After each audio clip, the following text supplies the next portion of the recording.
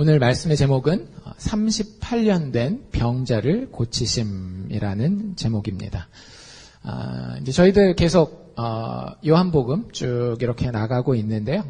오늘 드디어 이제 5장에 이르렀습니다. 4장이 조금 길어서 저희가 야외 예배까지 2번에 나눠서 했고요. 오늘 5장 말씀을 보게 됩니다. 무슨 얘기 있었는지 4장에 혹시 기억이 나세요? 기억을 이렇게 더듬어 보면 4장에 있었던 이야기는 두 가지 이야기가 있었죠. 지지난주에 있었던 우물가의 여인의 이야기. 우물가의 여인이 실질적으로 육체의 목만 가랬던 것이 아니라 인생 전체가 참 목마르고 뭔가 갈급해 있었는데 그걸 누가 채워줄 수 있었어요? 예수님께서 자기의 때에 자기의 목숨을 바치고 자기의 피를 흘려서 내가 너의 목마름을 채워주리라. 그것도 영원히. 믿음으로 받을 수 있는 분들이 있고 아직 그걸 받지 못하는 분들도 있을 수 있겠지만 그 여인은 그걸 받습니다. 그래서 그 이후로는 가라지 않는 만족한 인생 가운데에 예수님 자랑하면서 다니는 그런 모습 봤고요. 그리고 지난주 야외 예배 때 저희가 봤던 이야기는 어떤 이야기였죠? 등장인물이 왕의 신하였죠. 근데 이제 자기 문제라기보다는 자기 아들이 굉장히 아팠는데 예수님이 고쳐달라 그러니까 뭐라 그래요? 같이 가야 되는데 같이 안 가고 한 10몇 마일 떨어져 있는 거리에서 그 아이가 살아났다. 이게 무슨 얘기라 그랬어요? 예수님이 뭐라고 얘기한 거예요? 그 아이가 살아날 것이다 라고 얘기한 건 예수님이 내가 하나님이다 라고 얘기하는 것과 똑같은 얘기라고 얘기를 했죠. 시간과 공간과 인간의 제한을 다 뛰어넘어서 나는 모든 것을 할 수 있는 너희들이 어디에 있건 간에 너희와 함께 있어서 너희를 회복시키고 너희를 살릴 수 있는 하나님이다 라고 하는 것이 그 갈릴리 가나에서 벌어진 두 번째 표적이라고 말씀드렸죠. 그래서 그게 저희가 지난주에 나눴던 이야기고요. 오늘 이제 5장으로 넘어가게 됩니다. 5장 이렇게 안 읽은 부분이 있어서 여러분들 집에서 숙제하신 분들은 당연히 다 아실 거고요. 모르시는 분들은 제가 잠깐 설명을 해드릴게요.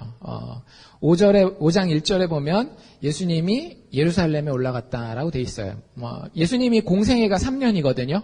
30세까지는 조용히 계시다가 30세가 되어서 마지막 십자가에 못 박히시기까지 한 3년 정도 되는데 그 공생애 3년 기간 동안에 예수님이 예루살렘에 갈 때는 항상 언제냐면 유대인들의 명절이 있는 유월절이라든지 이런 절기가 있는 때예요. 그래서 여기 어느 명절인지는 안 나와 있는데 그 유대인의 명절이 있어서 예수님이 예루살렘에 지금 가셨습니다. 근데 예루살렘 중에서도 굉장히 특별한 자리에 지금 이제 가시게 돼요.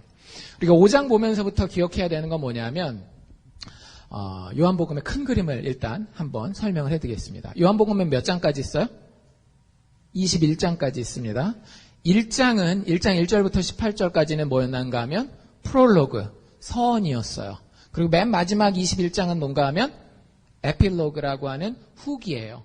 그러면 중간에 1장 중간부터 20장까지가 이제 전체 본문인데, 이야기인데, 그 중에 절반으로 딱 나눠서 앞부분 12장까지가 예수님이 무슨 일을 하셨는지, 어떤 가르침을 주셨는지에 대한 이야기가 나오고요. 13장부터 20장까지 거의 한 절반 정도 되는 양이 예수님이 죽기 직전 일주일 이야기입니다. Passion of Christ라고 들어보셨죠? 영화 제목. 그게 뭐냐면 예수님이 마지막 일주일 동안 고난당하는 걸 그렇게 얘기를 하는 거예요. 그래서 그 Passion of Christ에 대해서 예수님의 마지막 일주일 고난과 죽음에 대해서 13장부터 마지막 20장까지 쭉 이야기를 하게 됩니다. 그래서 오늘 우리가 보는 부분은 예수님의 사역과 예수님의 가르침에 대한 부분인데 그 1장부터 12장도 반으로 조금 나눠져요. 어떻게 나눠지는가 하면 1장부터 4장까지 그리고 오늘 보게 되는 5장부터 12장까지로 나눠지는데 어떻게 나눠지는가 하면 1장에서 4장까지는 예수님이 자기에 대해서 물로 포도주도 만들고 왕의 신하의 아들도 고치고 여러 가지 가르침도 할 때마다 사람들이 다 와 놀라는 게 끝이에요. 그리고 어떤 사람들은 예수님을 믿게 되고요. 근데 5장부터는 어떤 이야기가 나오는가 하면 이 예수님을 기적을 베푸시고 그렇게 놀라운 가르치심을 주심에도 불구하고 거절하고 배척하는 사람들의 이야기가 나옵니다. 오늘 바로 5장에서 그런 사람들이 등장하는데요. 어쨌든 이제 그 이야기를 오늘 보게 될 텐데 간단하게 5장 전체를 말씀드리면 베데스다에 병자가 한 명 있었는데 그 사람을 고치고 그 고침을 통해서 예수님은 항상 기적을 그냥 자랑하려고 베푸시는 게 아니라 그랬죠. 그렇죠? 뭔가를 가르치시기 위해서 베푸시는데 요 베데스다 병자를 고치는 기적을 통해서 뭔가 또 새로운 것을 본인에 대해서 내가 누구다라고 하는 것을 가르치고 계십니다. 배경을 조금 더 자세히 살펴보면 아까 우리가 1절에 예수님이 예루살렘에 있었다라고 봤고요. 2절에 보면 예루살렘 중에서도 어디 있는가 하면 예루살렘에 있는 양문이라고 돼 있죠. 양문은 말 그대로 양들을 이렇게 예루살렘 성에 데리고 나갔다가 데리고 들어왔다가 하는 그런 문이에요. 그냥 성에 우리 뭐라고 얘기해야 될까? 리를락에 들어올 때 고속도로 입구 있죠? 그런 거라고 보시면 돼요. 웰컴 이렇게 써 있는 뭐 주에 보통 있는데 그런 문이라고 보시면 됩니다. 그런 문이 여러 개 있어요. 옛날에는 성들이라고 하는 게 다 이렇게 벽으로 둘러싸여 있기 때문에 그 안에 들어오려면 문들을 통과해야 되는데 그 중에 하나가 양문이라고 하는 문이었고요. 그리고 그 옆에 양문 옆에 히브리 말로 베데스다라 하는 못이 있었다. 여기서 못은 이렇게 박는 못이 아니라 연못을 이야기를 하는 겁니다. 그러니까 우리가 한국적으로 생각하는 연못이랑은 좀 달라요. 한국의 연못은 이렇게 막 연꽃 피고 막 이런 밑에 약간 이렇게 흙 같은 거 바닥에 깔려 있고 이런 거 생각하잖아요. 근데 여기 못은 여러분들 아파트 사시는 분들은 스위밍풀 있죠, 그렇죠? 스위밍풀 한 요 정도 오는 스위밍풀이라고 생각하시면 돼요. 근데 그 당시에 그 레저를 즐기기 위해서 스위밍풀이 있는 게 아니라 이스라엘 사람들에게 굉장히 중요한 건 뭐였는가 하면 깨끗함이었어요. 그러니까 육체적인 깨끗함이 아니라 하나님의 백성으로서 예루살렘의 제일 중요한 건물은 뭐예요? 성전이잖아요. 하나님 앞에 직접 죄인들이 나아가서 제사를 드리고 하나님을 만나는 그 성전인데 그 예루살렘이라고 하는 하나님이 거하시는 그 도시에 거하기 위해서는 깨끗함이라고 하는 게 굉장히 중요한 겁니다. 그래서 제사를 드리기 전에 제사 드리는 그 성전 근처에서도 씻지만 평상시에도 이렇게 씻는 여러분들 인도 여행 갔다 와 보신 분들 있으세요? 아니면 인도에 대한 다큐멘터리 보신 분들은 인도의 뭐 인더스강이라든지 겐지강 같은 데 보면 강에서 사람들이 다 모여요.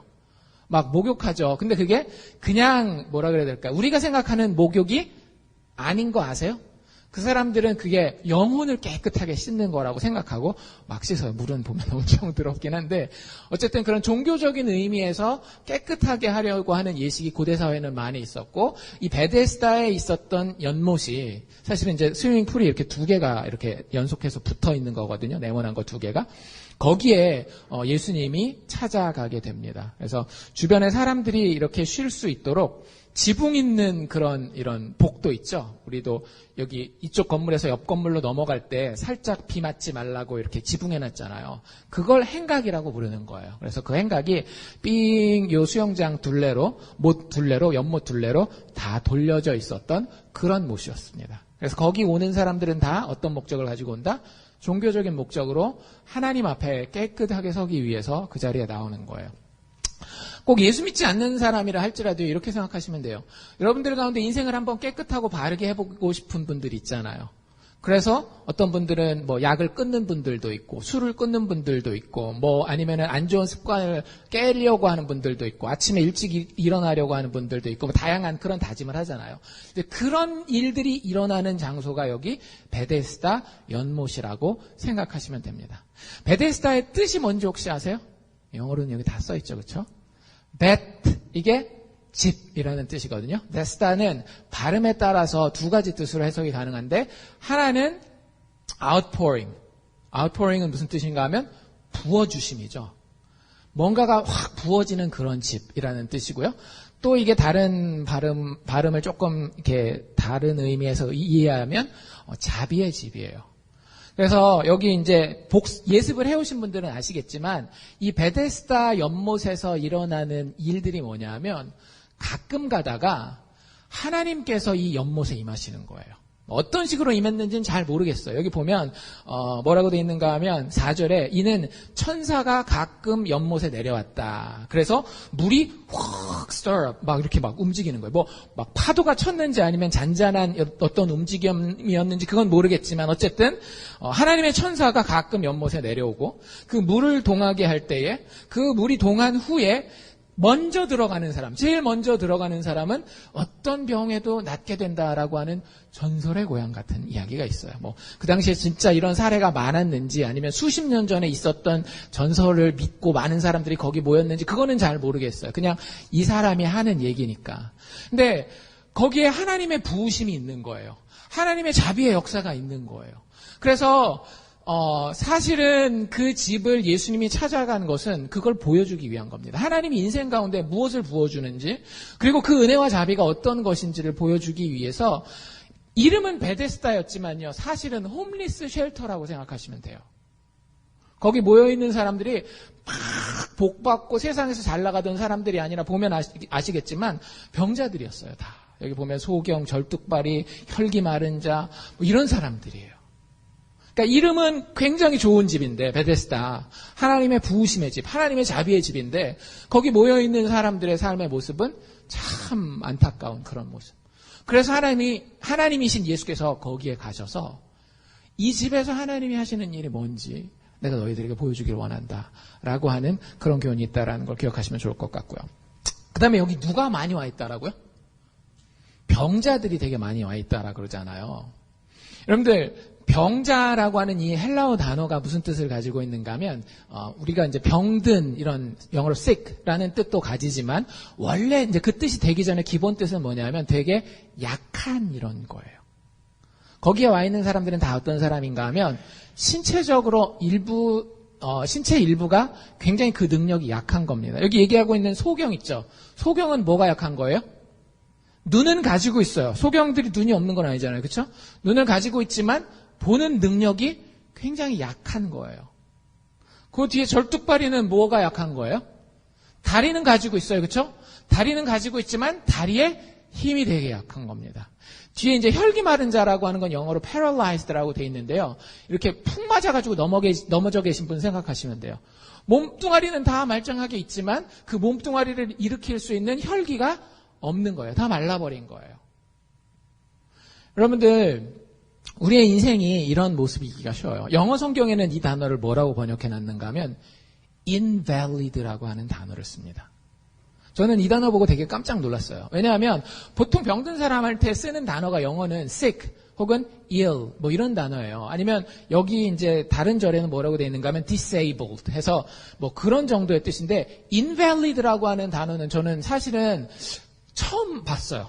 예전에 한글 버전으로 이렇게 보면서 보긴 했지만 영어에서는 invalid라고 하는 단어를 쓰네. 여러분들 invalid를 언제 쓰는지 아세요? 여러분들이 가지고 있는 티켓이 valid해요. 그럼 어때요? 유효한 거예요. 그걸 써먹을 수 있는 거예요. 근데 거기에 만약에 도장이 꽝 찍혀 있는데 티켓 날짜도 다 있고 뭐 좌석표도 다 이게 써 있는데 도장 꽝 찍혀 있어서 invalid라고 써 있으면 어떻게 될까요? 있어도 이거는 유효하지 못한 거예요. 여러분들, 이게 뭘 얘기하는 건가 하면은요, 우리의 인생을 이야기를 하는 겁니다. 뭔 얘기하려는 거야? 이렇게 생각하시면 돼요. 여러분들, 우리가 살고 있는 인생은 사실은 유효하지 못한 인생을 살고 있는 거예요. 정 목사가 항상 좋은 얘기를 하는 건 아니니까 그냥 들으십시오. 성경에 그렇게 나와 있어요. 여러분들이 얼마나 돈을 많이 가지고 계시건, 여러분들이 지금까지 얼마나 많은 것을 성취하셨건, 성경이 우리 인생에 대해서 던지는 그 정확한 평가는 뭐냐면요, 너의 인생은 유효하지 못한 인생이야. 유효해야 되는데 그 유효한 것을 누리지 못하는 그런 인생을 살고 있다라는 거예요. 이게 무슨 얘기인지 조금 이따가 다시 한번 자세히 설명해 드리겠습니다. 어쨌든 이 하나님의 부으심이 있어야 되는 그 집에 많은 사람들이 너무나 연약해서 제대로 누려야 되는 그 valid한, 그 유효한 삶을 누리지 못하는 사람들이 가득 차 있는 거예요. 그리고 그 중에 한 명에게 예수님의 시선이 고정됩니다. 그 사람의 이름은 안 나와 있어요. 근데 그 사람에 대한 설명은 나와 있죠. 이 사람 어떤 사람이래요? 5절에 나와 있죠. 뭐라고 돼 있어요? 거기에 38년 된 병자가 있었다라고 이야기를 합니다. 여러분들 38년 동안 어떤 병에 걸려가지고 아파 보신 적 있으세요? 굉장히 오랜 기간이죠. 근데 여기서 성경적인 배경에서 우리가 이 38년은요, 더 큰 의미를 가지고 있습니다. 그 당시, 예수님 당시 1세기죠. 1세기에 사람들의 평균 수명이 몇 살이었는지 혹시 아세요? 예, 40세예요. 저는 진짜 40대를 넘겼거든요. 평균치 이상 산 겁니다. 그 당시 기준으로 하면. 그러니까 40세인데 그 당시에 대부분의 사람들은 이 사람이 아팠던 것보다 못 살고 죽었었던 사람도 되게 많은 거예요. 거꾸로 얘기를 하자면 이 사람이 얼마나 오랫동안 아팠는가 하면 대부분의 평생보다 더 아팠던 거예요. 더 오랫동안 아팠던 거예요. 살긴 살았지만 그 인생이 어떻겠어요? 진짜 인밸리드한 인생이죠. 유효하지 못한 인생인 거예요. 사는 것 같지 못하고 늘 짓눌리고 무기력해서 아무것도 할 수 없었던 그 인생을 거의 평생이라고 하는 기간 동안에 살아온 겁니다. 예수님께서 이미 그의 이 오랜 무능력을 알고 오늘 여기에 찾아왔다라고 하는 거예요. 여러분들 예수님을 만나셨습니까? 예수님을 만났다면 예수님이 여러분 안에서 어떤 무능력을 찾았는지 여러분들 아셔야 돼요. 어떤 분들은 내 안에서 어쩔 수 없는 이 못난 자존심 세우는 거, 이 무능력, 그거를 제어할 방법이 없는 거예요. 제 얘기하는 겁니다. 아시는 분들은 아시죠? 아침에 우리 나눴으니까. 어쨌든 자기의 그 못난 자존심을 제어할 능력이 없는 거예요. 평생 동안. 제가 제 인생을 생각해봐도요. 아직도 이 무능력이 제 자존심을 제어하는, 필요한 때는 이 자존심을 내려놔야 하는 이 능력이 저한테 없어요. 어떤 사람에게는 타고났다라고 얘기하면 엄마 아빠가 억울하니까 거의 타고난 거나 마찬가지인 게으름을 가지고 있는 사람들도 있어요. 근데 부지런하면 좋다라는 걸 모르는 사람이 어디 있겠어요? 근데 그렇게 게으름이 통제가 안 되는 거예요. 아침에 뭐 무슨 약속만 하면 하여튼 계속 늦는 거예요. 그거 말고도 여러 가지 있을 수 있어요. 여러분들 제가 얘기하는 이 무능력은 단지 여기 나오는 눈의 능력이 안 좋다든지 발의 능력이 안 좋다든지 이런 것만 이야기를 하는 게 아니에요. 인생에서 우리의 인생 전체에 내가 통제해야 되는 부분이 있는데, 내가 가지고 움직여야 되는 부분이 있는데 그게 내 능력으로 통제되지 않는 부분이 있다라는 거예요. 여러분들 예수님 찾아올 때 그거 보고 찾아오십니다. 여러분들이 불쌍해서 그 부분에 그게 통제되지 않는 게 불쌍해서 그 부분에 힘을 주시려고 여러분들의 인생에 알고 찾아오시는 거예요. 베데스다에 많은 병자들이 있었어요. 다양한 질병을 가진 사람들이 있었습니다. 이날 이 시간에 예수님은 정확하게 이 사람의 그 질병을 알고 그 사람을 만져주기 위해서 여기에 오셨다라고 하는 거죠. 그리고 나서 이야기가 이렇게 진행되는데요. 예수님이 6절에 이렇게 돼 있죠. 그 누운 것을 보고 이 병자가 38년 동안 누워 있었던 거예요. 38년 동안. 생각을 해보세요.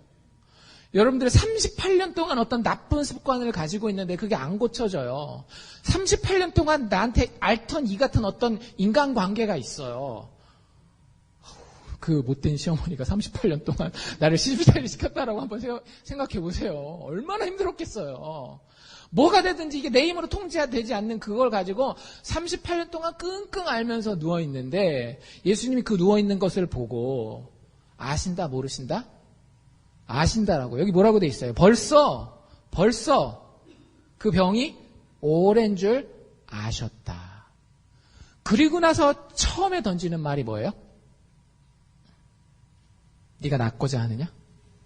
네가 낫고자 하느냐? 여러분들 물어봅시다. 여러분들 정말 낫기를 원하십니까? 여러분들의 이 인생에 그 영적 질병에서 치료받기를 정말 원하십니까? 제가 목회자로서의 경험을 말씀드릴게요. 여러분들 지금 여기서 예수님이 이렇게 하는 게요, 이상하게 느껴져야 정상이에요. 이 사람이 38년 동안 누워 있어요. 그러면 당신 낫기를 원합니까? 라면은 답을 몰라요? 여러분들 진짜 답을 모르세요? 가서 이 사람한테 낫기를 원하나요? 안 원하나요? 잘 궁금하네요. 이거는 비상식적인 거예요. 그 사람 낫기를 원해요. 낫기를 원해요. 예수님 왜 물어봤을까요? 왜 물어봤을까요? 예수님이 모르는 거 아니에요. 그럼에도 불구하고 이 사람에게 너 낫기를 원하냐라고 물어봅니다. 이 사람의 상태가 어떤 상태였길래 예수님이 이렇게 물어볼까요? 사실 이거 안 물어봐도 예수님 얼마든지 낫게 하실 수 있습니다. 근데 여러분들이 진짜 예수님을 인격적으로 체험하기 위해서는요, 예수님의 이 음성이 들려야 돼요. 너 낫기 원하니? 여러분들, 우리는 다시 한번 말씀드리지만 유효하지 못한 인생을 살고 있어요. 알고 계셔요? 결혼 전에 이런 이상을 가지고 계셨나요? 사랑은 영원하다.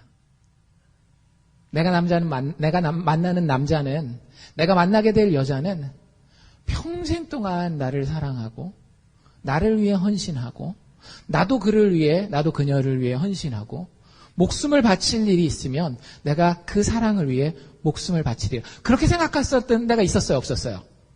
없었으면 인생을 굉장히 재미없게 사신 거예요. 아니, 젊은 시절 한때 그런 때는 있어야 되는 거 아니에요? 지금은 모른다 할지라도. 저는 지금도 그런 기대가 있어요. 기회가 된다면, 내 부족하겠지만 그래도 저 사람을 위해서 희생해야 되는 부분이 있으면 희생하고, 죽어야 된다면 죽어야 되겠지. 그때 어떻게 될지 모르겠지만 어쨌든 마음가짐이라도. 그리고 저 사람도 나를 위해서 정말 모든 것을, 자존심 다 버리고 나를 위해서 헌신하리라라는 기대가 있어요. 근데 여러분들, 그 기대가 인생을 살아가면서 어떻게 돼요? 보니까 남편이 따로 비상금 차고 있는 거예요. 배신감 막 느끼기 시작하죠. 아내가 드라마는 좋아하는데 드라마 보면서 남자 주인공한테 완전 혹 빠져 있는 거예요. 아이고, 옆 동네 가서 사귀겠네? 막 이런 마음이 들 정도로. 그러면서 우리의 마음은요, 서서히 무기력증 가운데 빠지게 됩니다. 그런 게 어딨어. 영원한 사랑? 젊을 때 철없는 것들이나 하는 거지. 용기에 대해서는 어떤가요? 여러분들 한때 그런 때가 있지 않았어요? 친구들과의 의리를 위해서라면 내가 패싸움이라도 나가서 한다. 저희 때는 약간 그걸 하던 시대였거든요. 그러면은 친구가 맞으면 같이 가는 거죠. 내가 맞고 정확당하고 이거는 나중 문제예요. 과거가 살짝. 근데 그건 객기긴 하지만 어떤 정말로 바른 것을 위해서, 의리를 위해서 내가 손해를 감수하리라 라고 하는 그런 용기를 가졌었던 때가 있었던 분들도 있을 거예요. 성격에 따라 조금 다를 수 있습니다. 근데 시간이 지나고 나이 먹고 가족을 가지고 이러다 보니까 어때요? 아이고, 이게 적당히 살아야지. 괜히 그 용감한 척, 혼자 모난돌이 정 맞는다고 안 돼. 그리고 비겁하게, 때로는 내가 봐도 내가 지내놓고 보니까 비굴하게, 용기 없는 무능력한 인생을 살고 있지는 않습니까? 여러분들, 예수 믿고 처음에 성경을 읽었었던 그런 감격이 있는 분들이 있는지 모르겠어요. 그때 사도 바울이 우리에게 던지는 도전이 있죠. 항상 기뻐하라. 쉬지 말고 기도하라. 범사에 감사하라. 이는 그리스도 예수 안에서 너희를 향하신 하나님의 뜻이니라. 근데 여러분들 신앙생활한 지 5년이 지났어요. 10년이 지났어요. 20년이 지났어요. 그게 말이 그렇다라는 거지. 어떻게 항상 기뻐해. 어떻게 쉬지 않고 기도해. 어떻게 모든 일에 대해서 다 감사할 수 있어. 어제 자동차 사고 났는데. 여러분들, 이게 38년 된 병자의 모습입니다. 그리고 이 병자의 모습이 아니라 사실은 인생의 모습이에요. 예수를 만나기 전의 인생, 교회를 다니는 거랑은 전혀 상관없는 겁니다. 교회 다녀도요, 예수 못 만난 사람들이 많이 있을 수 있어요. 예수를 만나지 못한 인생은요, 원래 인생이 영원한 기쁨을 누리게 돼 있고 완벽한 용기 가운데에 하나님이 허락하시는 변하지 않는 사랑을 누리면서 살게 되어 있어요. 그게 유효한 인생이에요. 근데 대부분 세상 풍파에 나의 못남에 이리저리 치이면서 38년 동안, 아니 평생을 그냥 누워서 지내는 거예요. 살아는 있죠. 살아있어요. 이 사람 죽어있는 거 아니잖아요. 여러분들 인생은 살고 있어요. 하지만 성경이 이야기한 하나님의 아름다움과 하나님의 형상을 담고 있는 그 인생, 유효한 인생을 사느냐라고 하는 거죠. 대부분이 살지 못하고 있던데요. 제가 목회하면서 만나보니까 열심히는 살고요. 눈물 뿌려가면서 애쓰기는 하는데 인생이 유효하지가 않아요. 그런데 제 소원이 뭘까요? 정 목사의 소원은 딱 한 가지예요. 여러분들의 인생이 유효해지는 겁니다. 여러분들의 인생이 진짜 유효해지는 거예요. 예수 만나야 가능해요. 교회 나와 있다고 되는 게 아니에요. 진짜 하나님 앞에 간절하게 밥을 굶어가면서 내가 죽으면 죽으리다라는 마음으로 하나님 앞에 나가보셨어요? 그런 용기가 없어요. 그렇게 나가다가 죽을 텐데요. 진짜 무기력한 거예요. 금식 한번 안 해보고. 그래서 제가 얘기한 건 어떤 종교적인 그 헌신 그런 걸 얘기를 하는 거 아니에요. 정말로 내 마음을 들여서 누구를 사랑해 본 적도 없고, 누구를 위해서 희생해 본 적도 없고, 그런 마음으로 예수를 향해서 하나님을 향해서 나아간 적이 없는 거예요. 그냥 적당하게, 뜨뜻미지근하게. 요한계시록에서 그런 사람 예수님이 어떻게 한다 그랬는지 기억나세요? 내가 내 입에서 토하여 내리라. 예수님이 이 환자의, 이 병자의 그 부분을 지금 건드리고 계시는 겁니다. 몰라서 물어보는 것이 아니라 너 인생에 대해서 어떤 동기를 가지고 살아가고 있니? 네가 그리는 인생의 꿈은 얼마나 크니? 혹은 얼마나 작니? 그러면서 예수님이 은근하게 찔러주시는 거예요. 야, 너 그렇게 계속 살래? 38년 더 살았으니까, 38년 살았으니까 앞으로 38년 그냥 그렇게 오래 장수할래? 예수님은 그의 마음 가운데 도전을 던지고 계시는 겁니다. 너 진짜 사는 것답게 살고 싶어? 영원한 사랑, 끝없는 용기, 멈춰질 수 없는 평안, 정말로 그걸 살기를 원해? 여러분들에게 그 원함이 있어야 됩니다. 많은 경우에는요, 예수님이 이렇게 찾아오셔도 그걸 원하지 않는 사람들도 많아요. 그런 게 있다니까 그래도 없어요. 그런 게 어디 있어요. 이런 사람들 진짜 많아요. 근데 여러분들이 성령 받은 사람이고 하나님의 택한 백성이라고 하면은요, 여러분들의 마음 가운데 일단 흔들림이 생깁니다. 어떤 흔들림? 내 인생이 진짜 유효한가? 왜냐하면 대부분 그게 유효하다라고 생각하고 살았거든요. 38년 동안. 이렇게 살아도 이 정도 괜찮다라고 생각하고 살았던 거예요. 그렇지 않아요. 성령에 의해서 그 마음이 움직이는 사람은요, 그 부분에 대해서 고민하기 시작합니다. 내가 인생 제대로 살고 있는 것이, 이 인생이 진짜 성경적인 기준에서 유효한 인생인가? 이 사람이 뭐라고 대답해요? 처음에는 아직 정신을 못 차려요. 우리랑 비슷합니다. 소망이 있어요. 이 사람이 막 처음부터 막 믿음으로 주님 따라가겠습니다. 그런 게 아니기 때문에 이런 단계를 거칠 수 있다라고 하는 거예요. 뭐라고 대답하죠? 7절에 보면 병자가 대답하되 주여, 우리 동할 때 나를 못에 넣어줄 사람이 없어서 내가 가는 동안에 다른 사람이 먼저 내려갑니다. 이거 뭔 얘기예요? 그러니까 내 옆에 조금 지키고 있다가 물이 확 동하면 나를 좀 데려다가 물에다가 쏙 넣어주면 내가 나을 수 있을 것 같습니다. 라고 얘기를 하는데 굉장히 희망적으로 얘기를 하는 것 같아요? 아니면은 굉장히 좀 그러면 좋겠지만 그럴 일은 별로 없겠습니다. 이런 식으로 얘기를 하는 것 같아요. 후자죠. 두 번째.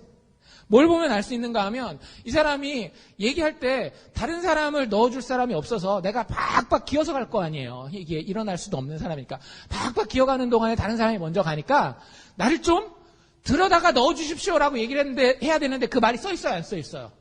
안 써 있어요. 내가 못 갑니다까지만 얘기를 했지, 예수님 보고 그러니까 나를 좀 들어다가 넣어주시면 내가 살겠습니다. 이런 생각도 지금 못하는 거예요. 진짜 짙은 무기력증 가운데 빠져 있는 겁니다. 여러분들, 이 사람은요,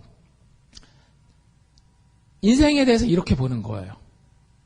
사람들 하는 거 다 봤어요. 그쵸? 거기서 병을 낳아가지고 간 사람들도 있을 거 아니에요. 다른 사람들이 어떻게 인생을 사나 쭉 살펴봤어요. 그래서 나름대로 인생의 답이 이거구나. 좋은 학교 가야 되겠구나. 좋은 잡을 가져야 되겠구나. 좋은 사람 만나서 결혼해야 되겠구나. 애들은 이렇게 잘 교육시켜야 되겠구나. 어느 학원에 보내야 되나 보다. 뭐 이런 여러 가지 내 주변에 사람들이 하는 걸 봤어요. 그래서 나름대로 머릿속에 답은 있습니다. 근데 문제는 뭐예요? 여러분들도 그런 생각 안 해보셨어요? 사업이 조금 더 폈으면 하는 그런 단계가 있었을 거 아니에요. 여러분들 어느 시점에. 아니면 내 인생에 조금 이때 이랬으면 참 좋았겠다라는 그때 하는 생각들이 뭔가 하면 그때 누군가의 도움만 조금만 있었으면 내가 더 쫙 치고 올라갈 수 있었는데 이런 시점들이 있다라고 하는 거죠. 이 사람 평생 그렇게 산 거예요. 내 능력으로 안 되는 건 알아요? 근데 누군가가 도움을 조금 주면 될 것 같아. 이런 생각을 하고 살면서 그게 오래되니까 결국에는 대부분의 사람들은 나를 도와주지 않더라. 자기 앞가림만 하기에 바쁘더라. 그래서 답은 알긴 알지만 내 능력으로는 안 돼. 라고 하는 깊은 무기력증에 빠져 있는 거예요. 인생을 정말로 인생답게 살아야 하는데 그 무기력증에 빠져서 예수님 앞에 나와도 뭐라 그래요? 혹시 되면 예수님 뭐 좀 도와주고 근데 뭐 예수님 여기 있겠어요? 왜냐하면 예수님 여기 계속 베데스다에 있을 수는 없잖아요. 무기력에 불신앙까지. 이게 대부분의 인생이에요. 그리고 성경은 그런 인생은 invalid, 유효하지 않은 인생이라고 이야기를 해요. 여러분들 혹시 그 인생을 살고 계십니까?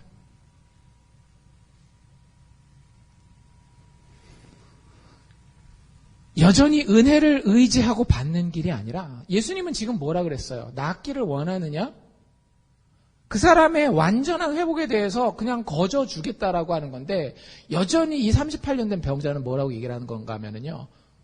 그 은혜는 제가 못 받겠습니다. 믿을 수도 없고 그런 일이 일어난다라는 걸 내가 당신이 나를 치료한다라는 건 믿을 수도 없고 그리고 받을 수도 없습니다.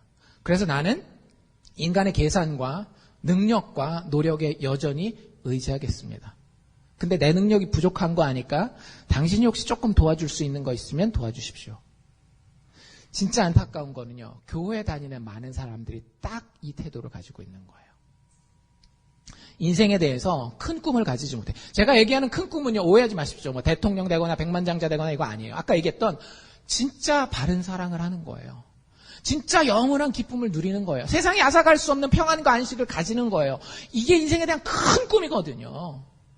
근데 그 꿈을 꾸지 못하면서 여기 와서 그냥 내가 봤을 때는 인생에 용기 있으려면 그래도 주머니가 든든해야 마음도 용기가 있지 뭐 이런 생각 가지고 앉아있는 거예요. 근데 그게 잘 안 되잖아요. 주머니 사정이 불편할 때가 있고 때로는 주머니에 두둑이 있어도 내 마음이 내 생각처럼 그렇게 평안하지 않을 때가 있잖아요. 그래서 교회 와서 이렇게 생각하는 거죠. 주님이 도와주실 수 있는 부분 조금만 도와주시면 뭐 그 정도까지 제가 받고 도움을 얻겠습니다. 감사하겠습니다. 아니라고요. 예수님은 우리 보고 벌떡이라는 거예요. 우리가 그거에 만족할 수 없도록 지어졌잖아요. 모르세요? 여러분들 진짜 등 따스고 배부르면 만족하세요? 아니란 말이에요. 38년 그렇게 살면 됐지. 이제 예수까지 만났는데 계속 그렇게 살려라는 거죠. 이 사람이 아직도 깨지 못하고 제가 원하는 건 요 정도입니다. 요만큼만 해주시면 됩니다. 사업만 좀 잘 되게 해주시면 좋고 가정만 좀 평안하게 해주시면 됩니다. 이거 원하고 있는 거예요. 아직도. 예수님 뭐라고 얘기를 하셔요? 8절에 예수께서 가라사대 야, 네가 이게 잘못된 거고 저게 이러지 않아요. 그냥 한마디로 게임 오버입니다. 뭐라 그러시는가 하면 일어나라. 너의 자리를 들고 걸어가라. 끝이에요. 이야기가 되게 막 복잡할 것 같은데 그냥 예수님이 일어나서 내 자리를 들고 들 것을 들고 걸어가라. 얘기하고 끝이에요. 여러분들 여기서 어떤 그림자를 보지 않습니까? 성경에 비슷한 이야기가 있어요. 되게 싱거운 이야기. 어디에 나와 있어요? 창세기 1장. 창세기 1장에 보면 우리는 막 우주가 만들어지고 해와 달과 별이 막 걸리니까 엄청날 것 같잖아요. 근데 사실 그 과정은요. 되게 심플해요. 하나님 어떻게 하셔요? 말씀하셔요. 말씀이 근데 요한복음에선 뭐라고 표현되어 있었어요? 기억나세요? 요한복음 1장? 로고스. 모든 존재의 이유와 목적되는 하나님의 말씀이 선포되면 그건 현실이 되는 겁니다. 그래서 태초에 하나님이 뭐 손가락으로 뭘 어떻게 만드셨다 뭐 이런 얘기가 없어요. 말씀하시면 그대로 되는 거예요. 지금 예수님이 그 역사를 이 38년 된 인생의 무기력증과 불신앙 가운데 빠져있는 이 사람의 삶 가운데 역사에서 보여주시는 거예요. 말씀만 하시니까 어떻게 되는 거예요? 다 낫는 거예요. 정말로 아무것도 할 수 없었던 이 무능력자가 벌떡 일어날 수 있는 용기를 가지게 되고요. 자기를 눕혀놨던 그 들것을 들고 움직일 수 있는 힘을 얻게 되는 거예요. 나아가서 뛰며 기뻐할 수 있는 인생이 된 겁니다. 말씀 하나만으로. 예수가 주권적으로 말씀으로 우리의 삶의 목적으로 우리의 삶의 이유로 찾아올 때에 우리의 삶 가운데도 똑같은 일이 임한다라고 하는 것을 예수님은 가르쳐주고 계시는 거예요. 여러분들이 이런 인생 사시길 바랍니다.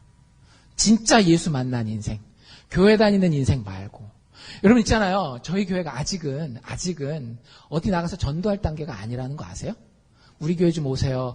이거 얘기할 수 있는 사람이 저희 교회 극소수예요. 제가 봤을 때는. 왜요? 아니 교회 오면 뭘 줘야 돼요, 여러분들?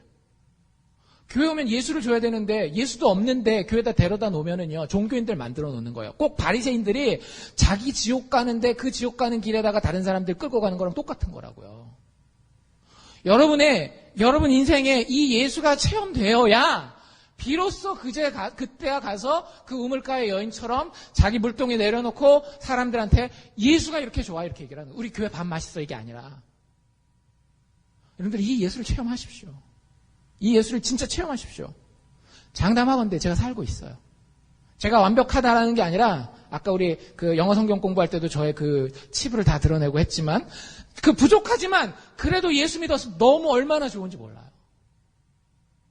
근데 우리 교회 그거 모르는 분들이 너무 많더라고요. 교회 와서 뭐 이렇게 앉아있는 거 그거 별거 아니에요. 그거 없어도 돼요, 사실은. 교회는 누가 다니는 거냐면요. 예수님을 만나게 된 사람들이 다니는 거예요. 교회 나와 있는 사람은요. 둘 중에 하나예요. 원래 정상적으로는 둘 중에 하나예요. 한국 교회가 그게 안 되기 때문에 교회가 이게 교회 맞아 이렇게 되는 거예요. 하나, 예수를 정말 사랑하고 만난 사람들. 둘, 그 예수에 대해서 호기심이 있어서 겸손한 마음으로 와서 듣기 원하는 사람들. 그래서 제가 예배 시간에 그 딴청거리는 거, 핸드폰 보고 막 자고 이런 거 싫어하는 이유가 그거예요. 예배를 드리는 사람은요, 일단 마음 자세가 달라요. 정상적으로 예배 드리는 사람들은. 정 목사가 못해서가 아니라 성경의 정의 자체가 그래요. 성전에는요, 아예 이방인들은 뜰에도 못 들어오게 돼 있었어요.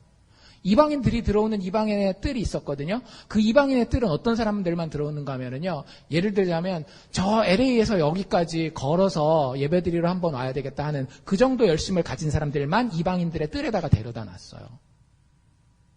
왜냐하면 하나님은요, 성경은요, 교회에 나와서 드리는 이 예배를 뭐라고 정의하는가 하면 그 놀라운 예수를 만나는, 그 하나님을 직접 체험하는 곳으로, 그런 경험으로 정의하고 있기 때문에 그래요.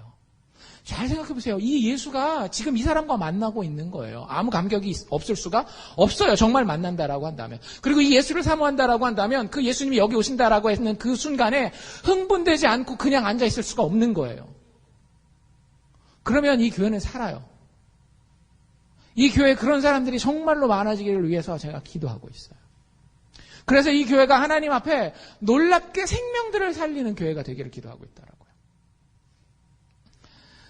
그리고 나서 이야기가 조금 더 진행이 됩니다. 뭐 잘 고치셨으니까 오케이 거기까지. 근데 캐치가 하나 있었죠. 뭔가 하면 9절 뒤에 그 사람이 예수님의 이 말씀을 듣고 곧 낫습니다. 바로 나아요. 병에서. 그러니까 말씀하신 대로 그대로 된 거죠.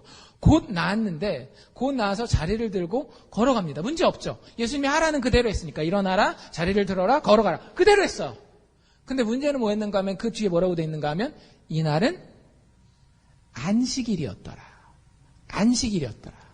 이게 이 이후에 예수님을 굉장히 곤란하게 만듭니다. 왜냐하면 유대인들의 생각에 하나님을 사랑하는 것, 하나님께 순종하는 것은 안식일 날 일을 하지 않는 거였어요. 여러분들 안식일의 법을 좀 아시잖아요. 교회 다니면서 이렇게 들어보신 분들은. 안식일의 법이 뭐예요? 안식일에는 아무 일도 하지 않는다. 그래서 아무 일도 하지 않는 것을 통해서 하나님이 정하신 안식일이라고 하는 규정을 참 잘 지킬 수 있다라고 생각을 했고요. 그래서 여러 가지 규정을 만들었는데 예를 들자면 이런 거예요. 물건을 들고 가면 안 돼요. 그 안식일을 어기는 거예요. 물건을 백팩에다가 넣고 가면 그건 괜찮아요. 그러니까 되게 엉뚱하게 좀 이렇게 하긴 했는데 어쨌든 나름대로 최선을 다해서 룰을 세워서 지킨다라고 생각하고 그 룰을 예수님이 깼다라고 생각한 거예요. 왜? 예수님 뭐라고 얘기를 했으니까. 그 환자 보고 일어나면 매트를 들고 그거 들고 가라고 얘기를 하니까 들고 가는 거 안식일을 어겼는데 하나님의 계명을 어겨? 이거 말도 안 돼. 하나님의 안식하라고 그랬는데 그 안식일을 안 지켜 저주받을 거야. 막 이런 식으로 생각을 한 거예요. 그래서 이 유대인들이 이때부터 예수님을 극도로 반대하기 시작합니다. 미워하고 배척하고 거절하기 시작해요. 그러면서 이들의 신학적 결론은 뭐였는가 하면 예수가 안식을 깨뜨렸다라고 하는 거예요. 예수님 스스로의 평가는 뭐였죠? 그래 내가 안식일을 깨뜨렸어. 예요? 아니에요. 예수님이 생각하는 이 안식일의 기준에서 예수님은 뭐라고 지금 얘기하고 있는가 하면 내가 안식을 지켰노라. 혹은 조금 더 정확하게 얘기한다라고 하면 내가 안식을 완성했노라 라고 이야기하고 있는 거예요. 사람이 약해요. 사람이 죄 가운데 있어요. 그것 때문에 우리의 육체의 환경은 좀 어떨지 몰라도 우리의 마음은 실제 우리 인간이라고 하는 존재는 많은 경우에 쉬지 못하고 안식하지 못하는 경우가 많아요. 이 38년 된 병자 맨날 누워 있었을 거 아니에요? 그렇죠? 38년을 누워 있었으니까 38년을 일을 안 했겠네요? 그럼 38년을 안식을 한 거겠네요? 맞아요? 아니죠. 몸은 누워 있었지만 그 사람의 마음은 늘 죽을 것 같았던 거예요. 만약에 현대인이었다면 확 죽어버릴까? 자살할까? 이런 생각도 했을런지도 몰라요. 그건 안식이 아니라고요. 안식은 그렇게 움직일 수 없는 무능력 가운데 빠져있는 사람이 움직일 수 있구나. 주님 말씀하시면 움직일 수 있구나. 내가 그거 한번 믿어봐야 되겠다. 그래서 그 말씀대로 순종해서 일어나 봐야 되겠다. 들고 가라니까 무거울지 모르겠지만 들어봐야 되겠다. 그리고 걸어가 봐야 되겠다. 여러분들 이게 그 사람에게는 안식인 거예요. 예수님이 그 안식을 완성하셨고 그런 의미에서 안식을 지켰다라고 이야기를 하시는 겁니다. 여러분들 안식이 뭔지 아셔야 돼요. 안식은 단지 이 유대인들이 그 당시에 이해했던 것처럼 단순하게 일하지 않는 것이 안식이 아닙니다. 여러분들 안식일이 맨 처음에 언제 생겨요?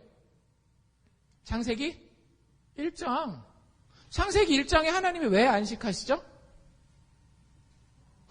야 힘들다. 6일 동안 일했더니 너무 힘들다. 내가 이번 주는 120시간 일했거든. 좀 쉬었다 가자. 하루 타임모 하고 그 다음날이 일요일이거든요. 일요일날 다시 일하자. 이래서 안식한 게 아니에요. 성경에서 안식은 뭐냐 하면은요. 힘드니까 쉬는 게 아니라 만족스럽다라고 하는 거예요. 완성되었다라고 하는 거예요. 매일매일 그 천지 창조할 때마다 첫째 날, 둘째 날, 셋째 날 이렇게 갈 때마다 하루가 끝날 때마다 하나님이 선언하시는 게 있어요. 뭐라고 선언해요? 보시기에 좋았더라. 여러분들 연애 편지 써보신 분들은 막 편지 쓰다가 편지가 보기에 좋지 않아요. 그럼 어떻게 해요? 막 찢어버린다든지 막 꾸깃꾸깃 영화나 이런 데도 나오잖아요. 해서 쓰레기통에다 던져버리잖아요. 이 마음에 드는 완성된 연애 편지가 나올 때까지 일을 쉬어요, 안 쉬어요? 못 쉬죠. 그걸 끝내야 되니까.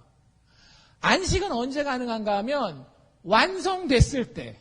그래서 만족할 만할 때 안식이 가능한 거예요. 근데 하나님이 6일 동안 모든 것을 다 만들고 보시기에 인간들까지 만들고는 심히 좋았더라라고 일이 끝났기 때문에 그제서야 안식한 겁니다. 근데 이 38년 된 병자는 어때요? 맨날 누워는 있었지만 인생에 만족이 있어요? 자기 인생이 완성됐나요? 아니 완성도 아니고 유효하지 못한 인생이었잖아요. 여러분들 우리의 인생이 그런 인생을 살고 있을 때가 되게 많이 있어요. 뭔가 막 열심히는 하는데 뭔가 막 많이 바리바리 쟁여놓기는 하는데 마음 가운데에 만족이 없어요. 아 완성됐구나. 참 보기 좋다. 내가 나를 보고도 그러지 않나요? 내가 나를 보고도 내가 이 모양 이 꼴이야. 그러니까 그 마음 가운데에 이 자존심이라든지 열등감이라든지 이런 게 다른 사람들한테는 이야기를 못하지만 바글바글 일어나는 거예요. 그런데 그 상황에서 뭐 피곤하니까 하루 정도 쉬면 그게 안식이고 그 하루 안 쉬면은 안식 안 한 거고 아니라는 얘기죠. 그 마음 속에 지글지글 올라오는 그 지옥불 같은 그 불에서 과연 내가 자유하고 해방되어서 진짜 만족하고 평안하게 쉴 수 있느냐라고 하는 거죠. 예수님 그걸 주시겠다라는 거예요. 야, 하나님이 주신 그 능력을 가지고 하나님이 주신 그 잠재력을 가지고 벌떡 일어나서 너에게 맡기신 그 짐 들고 가라고 하는 거 들고 뛰고 얼마나 좋냐. 마음이 몸은 피곤할지 몰라도 참 안식 가운데 들어가는 겁니다. 이 안식을 이루시는 것이 하나님 아버지의 일이었고요. 예수님이 그 뒤에 여러분들 자세히 읽어보십시오. 숙제 안 하신 분들은. 이 5장에 보면 자기가 바로 그 아버지의 일을 한다라는 거예요.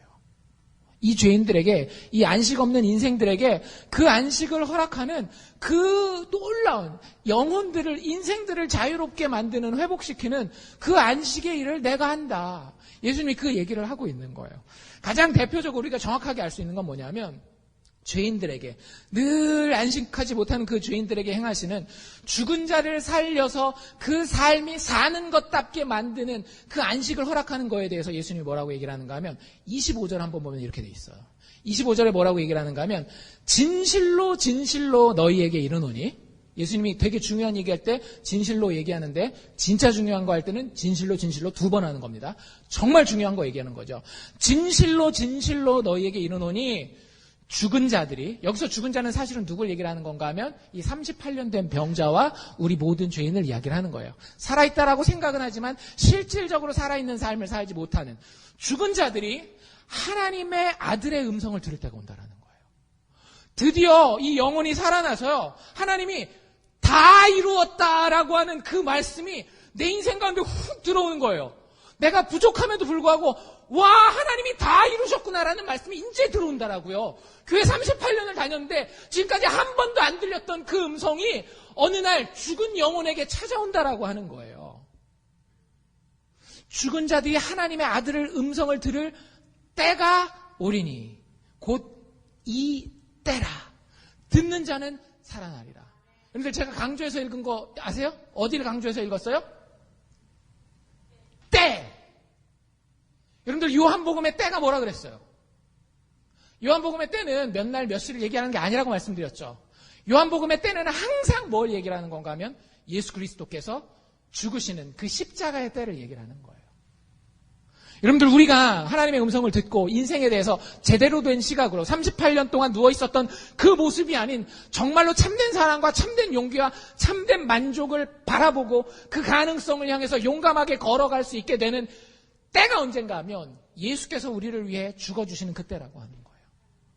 여러분들 오늘 우리가 성찬식 했어요. 다 받아 마셨습니다. 다 받아 먹었습니다. 여러분들 이 성찬식을 통해서 예수가 정말로 여러분들 삶 가운데 쑥 들어왔습니까? 그래서 여러분들 인생에 하나님의 음성이 들리셔요? 돈 아무것도 아니다. 명예 아무것도 아니다. 건강 아무것도 아니다. 너를 위해서 죽어줄 수 있는 참 사랑이 있다. 너의 인생을 어떤 상황 가운데서도 만족시킬 수 있는 참된 안식이 있다. 내가 너의 부족함에도 불구하고 나의 목숨을 바쳐 너의 인생을 완성하리라. 여러분들 이 소리가 들리시냐라고요. 이 떡을 받을 때, 이 잔을 받을 때에, 그리고 그 마음으로 우리가 예배 드릴 때 그 음성이 여러분들한테 들리시냐라고요. 성령께서 만지신 영혼들은 이 음성을 듣는다라는 거예요. 그리고 달라져요. 절대 같을 수가 없어요. 똑같이 교회에 앉아있고 심지어는 옆에 앉아있다 할지라도 어떤 영혼은 그걸 듣더라고요. 어떤 영혼은 그게 안 들려요. 여러분들 기도하십시오. 저도 기도합니다. 여기에 나와 있는 모든 영혼이 이 때를 알기를, 예수 그리스도의 십자가 복음의 비밀을 깨닫기를, 거기서 모든 것이 이루어졌다라고 하는 그 놀라운 비밀을 깨달을 수 있기를. 인생이 같을 수가 없어요. 안식합니다. 38년, 지난 38년과는 전혀 다른 인생을 살게 될 수밖에 없어요. 이 아들을 공경하고 믿는 것이, 이 예수를 바라보고 그 예수의 때에 내 시선을 고정하는 것이 바로 참 생명이요 참 영생을 얻는 길입니다. 그리고 그 길은 어디에 나와 있는가 하면 성경에 나와 있어요. 이 사람들이 하도 못 알아듣고 자꾸 성경 들이대는 거예요. 예수님한테. 성경 보세요. 성경에 보면 안식일날 아무것도 하지 말라 그랬잖아요. 분명히 모세가 얘기했는데 예수님 당신이 뭐라고 그러는 겁니까? 우리도 그러지 않나요? 교회 다니면서 예수만 바라보고 믿음으로만, 봉사도 다 필요 없고 뭐 다 필요 없습니다. 일단 믿음부터 서십시오. 예수가 정말로 인격적으로 만나지십니까? 감격스럽습니까? 하면 아우 됐고요. 제가 뭐 해야 됩니까? 교회에서 막 이런 뭐 봉사하는 이런 거 막 그런 사람들이 있어요. 성경적인 근거를 대고. 근데 예수님이 딱 한마디 하셔요. 뭐라 그러게요? 그래? 니들이 성경책 가지고 와서 나한테 날 가르친다고? 그 사람들이 항상 들고 오는 게 모세오경이거든요. 모세오경이 제일 권위가 있는 구약성경이라고 유대인들은 믿으니까. 예수님이 이렇게 얘기를 하셔요. 46절에 보면 야 니들이 모세를 믿었다면 나 또한 믿었을 것이다. 왜냐고? 이는 모세가 그리고 모든 성경이 나에 대해서 기록한 것이기 때문에 그런 거야. 여러분들 성경에 나와 있는 모든 이야기가 이 예수에 대한 이야기입니다. 기준을 만족시키지 못한 약한 죄인을 위해서 어린 양이 대신 죽으리라. 이게 구약성경 아니던가요? 이게 모세오경 아니던가요? 제가 다시 한번 읽어드릴게요. 모세오경에 구약성경의 메시지를 우리는 많은 경우에 10계명을 잘 지키면 천국에 가고 10계명을 안 지키면 지옥에 가니까 열심히 노력해서 그 계명을 지켜야 되겠다라고 생각하는데 아니에요. 그 모세오경 잘못 읽은 거라고요. 모세오경은 구약성경은 사실은 신약 구약 다 합쳐서 모든 성경은 무슨 얘기를 하고 있는가 하면요.